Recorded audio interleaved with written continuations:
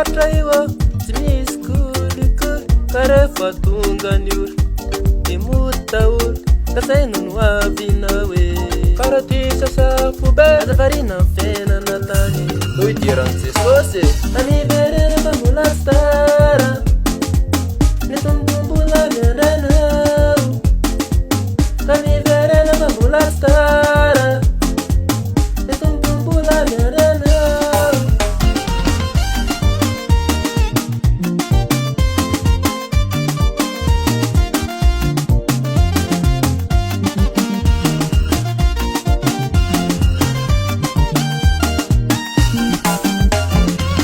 Betsaka ny voafitaka ny arena mandalo tsy fatany matso fa fitany tsarana tsinjovy ihany ndratra izay ho sambatra vesa fanao may.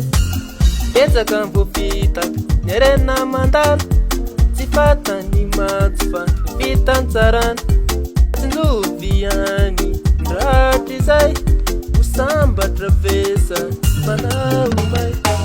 Aniverena fa mbola tsy tara ny tombom-bola miandranao aniverena fa mbola tsy tara ny tombom-bola miandranao.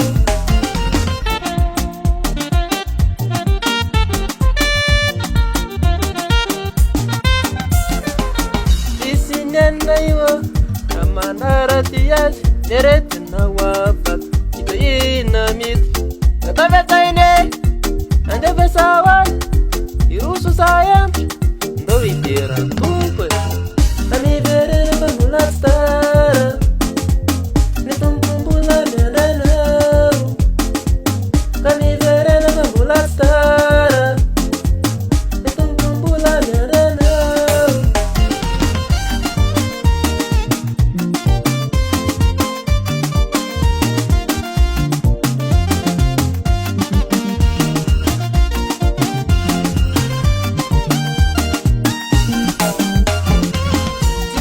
Fatra io tsy misy kolikoly ka rehefa tonga ny ora de motaolo ka saina no avina hoe faraty sasafo be varina ny fiainana tany no idiran'i Jesosy aniverena fa mbola tsy tara ny tombom-bola miandranao aniverena fa mbola tsy tara ny tombom-bola miandranao.